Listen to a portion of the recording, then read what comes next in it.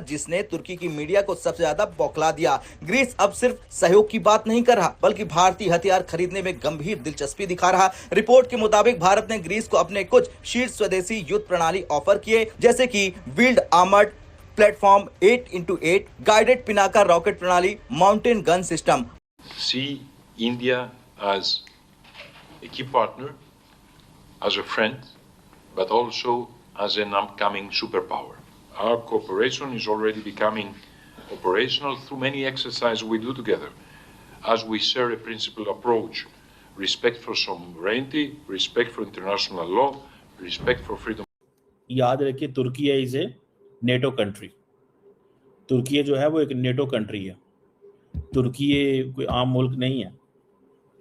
गो के इंडियंस कहते हैं कि हम छोड़ेंगे नहीं तुर्की को, ये कर देंगे वो कर देंगे, लेकिन वो कहते हैं नहीं, ये तो एक नेटो कंट्री है। एक नेटो कंट्री के साथ कैसे आप इस तरह चल सकते हैं? अभी इंडिया ने ये दावा नहीं किया कि हम अपना असलहा ग्रीस को देंगे या नहीं देंगे, लेकिन तुर्की का मीडिया ये छाप रहा है कि इंडिया अपने long range land attack cruise missile देने वाला है ग्रीस को। ग्रीस की और तुर्की की आपस में बहुत लगती है, जो इंडियन मिसाइल दाग देगा तुर्की पर, और बड़े स्ट्रॉन्ग मिसाइल है। इस चीज का खदशा तुर्की ने जाहिर किया है। इंडिया का ये कहना है कि बहुत हमने तुर्की की मदद कर ली, हमने हर महाज पर तुर्की की मदद की। समझौते के सबसे रणनीतिक और संवेदनशील पहलू पर ग्रीस ने ऐलान किया कि गुरुग्राम स्थित सूचना संलयन केंद्र हिंद महासागर क्षेत्र में अपना अंतर्राष्ट्रीय संपर्क अधिकारी तैनात करेगा। इसका सीधा मतलब है समुद्री गतिविधियों पर रियल टाइम खुफिया साझेदारी, सुरक्षा खतरों पर तत्काल समन्वय और हिंद महासागर कि पाकिस्तान ने कि रिसेंट जो हुआ है, इंडियंस क्या कह रहे हैं कि जनाब वो तो पाकिस्तान ने को तो तुर्की ने मदद की है, वो तो ड्रोन हमारे ऊपर उड़ते थे तुर्की के, तो इसको और क्या कहेंगे फिर?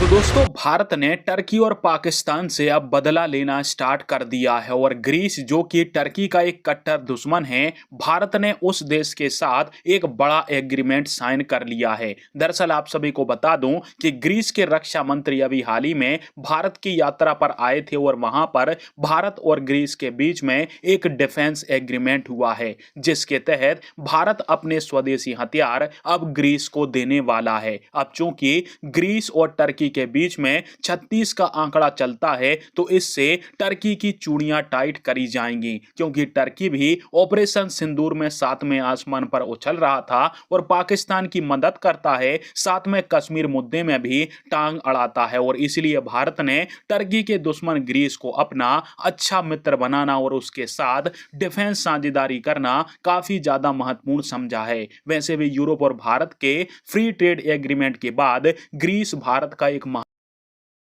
जिसने तुर्की की मीडिया को सबसे ज्यादा बौखला दिया। ग्रीस अब सिर्फ सहयोग की बात नहीं कर रहा बल्कि भारतीय हथियार खरीदने में गंभीर दिलचस्पी दिखा रहा। रिपोर्ट के मुताबिक भारत ने ग्रीस को अपने कुछ शीर्ष स्वदेशी युद्ध प्रणाली ऑफर किए, जैसे कि wheeled armoured platform 8x8, guided Pinaka rocket प्रणाली, माउंटेन गन सिस्टम। अब ग्रीस के लिए यह सिस्टम इसलिए अहम है क्योंकि उसे स्थलीय, द्वीपीय और समुद्री तीनों मोर्चों पर तैयार रहना है। और भारत के लिए अगर कोई यूरोपीय नाटो देश भारतीय हथियार खरीदता है तो ये भारत की रक्षा उद्योग के लिए वैश्विक भरोसे की मुहर लग जाएगी। अब भारत केवल बंदूक और मिसाइल नहीं बेच। याद रखिए, तुर्की इज ए नेटो कंट्री। तुर्की जो है वो एक नेटो कंट्री है।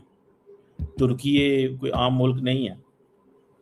गो के इंडियंस कहते हैं कि हम छोड़ेंगे नहीं तुर्की को, ये कर देंगे वो कर देंगे, लेकिन वो कहते हैं नहीं, ये तो एक नेटो कंट्री है। एक नेटो कंट्री के साथ कैसे आप इस तरह चल सकते हैं?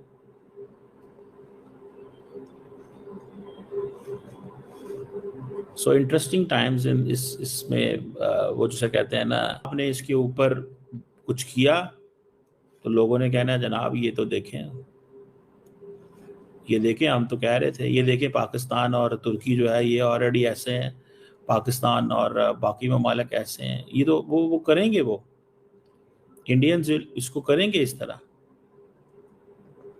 सो I think what is important, let's see कि कैसे ये चीज़ें चलती हैं और क्या होता है।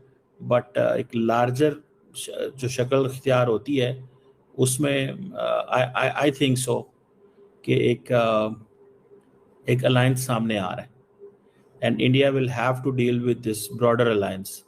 ये ब्रॉडर अलायंस को देखना पड़ेगा, इसको ऐसे नहीं वो जैसे कहेंगे ना, it's not going to be the piece of cake. अभी इंडिया ने ये दावा नहीं किया कि हम अपना असलहा ग्रीस को देंगे या नहीं देंगे, लेकिन तुर्की का मीडिया ये छाप रहा है कि इंडिया अपने long range land attack cruise missile देने वाला है ग्रीस को। ग्रीस की और तुर्की की आपस में बहुत लगती है, जो इंडियन मिसाइल दाग देगा तुर्की पर, और बड़े स्ट्रॉन्ग मिसाइल है। इस चीज का खदशा तुर्की ने जाहिर किया है। इंडिया का ये कहना है कि बहुत हमने तुर्की की मदद कर ली, हमने हर महाज पर तुर्की की मदद की। जब वहां पर जलजला आया, अर्थक्वेक आया, तो सबसे पहला भारत ही वो देश था जिसने तुर्की को मदद पहुंचाई। लेकिन तुर्की ने हमेशा कहा कि हमारे लिए मुस्लिम उम्मा पहले, रिलीजन फर्स्ट और ह्यूमैनिटी सबसे आखिर में, यानी ह्यूमैनिटी लास्ट है उनके लिए। तो अब हम भी अपने देश को मद्देनजर रखते हुए वही काम करेंगे जो हमारे देश के लिए सूटेबल होंगे। तो अब आप क्या कहेंगे सर, इस मुश्किल की घड़ी में आपको क्या लगता है कि पाकिस्तान किसका साथ देगा? देखें जी, पाकिस्तान को सबसे पहले तो एज ए मुस्लिम जोन सा है वो टर्की का ही साथ देना चाहिए।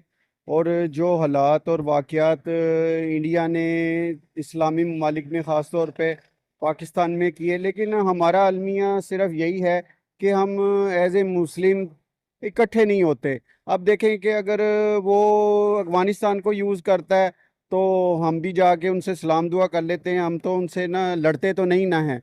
लेकिन लड़े ना आप, किसी भी, इंडिया की बात हो रही है ना, बात तो इंडिया की हो रही है, तो मिसाइल लड़ने से नहीं, मिसाइल अपने अच्छे पैदा करें। उसके लिए ये नहीं कि आपने कह दिया मैं टर्की का साथ दे दूंगा, साथ तो मेरे साथ जौन सा रोड क्रॉस करते वाला भी दे देगा, लेकिन है प्रैक्टिकली क्या है बात। अगर वो, और दूसरा है कि मीडिया इतना स्ट्रॉन्ग है इंडिया का, वो पहले पूरी हाइप क्रिएट करता है, बताता है कि मैं ये करने जा रहा हूँ। मुझे बताएं कि कभी भी डिफेंस का मामला इतना ओपनली करता है? और अगर ये ने दावा नहीं किया कि तुर्की की रिपोर्ट्स आ रही हैं।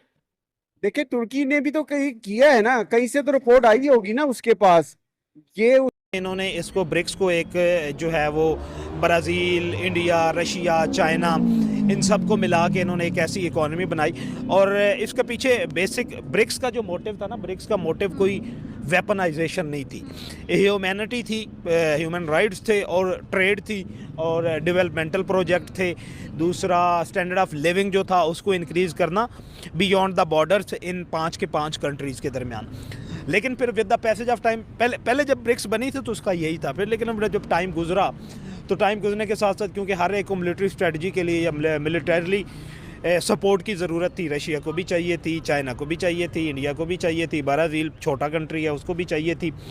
तो उसके बाद फिर जाके इन्होंने कहा कि ये जो 3 थे, इकोनॉमिक डेवलपमेंट हो गया, इंटरनेशनल ट्रेड हो गया, स्टैंडर्ड ऑफ लिविंग हो गया, और वन करेंसी मोटिव जो था, मीन्स के डी-डॉलराइजेशन, वो भी एक किस्म का इसका कॉन्सेप्ट था। उसके बाद फिर उन्होंने कहा कि हम जो मिलिट्री एग्रीमेंट्स हैं वो भी सारे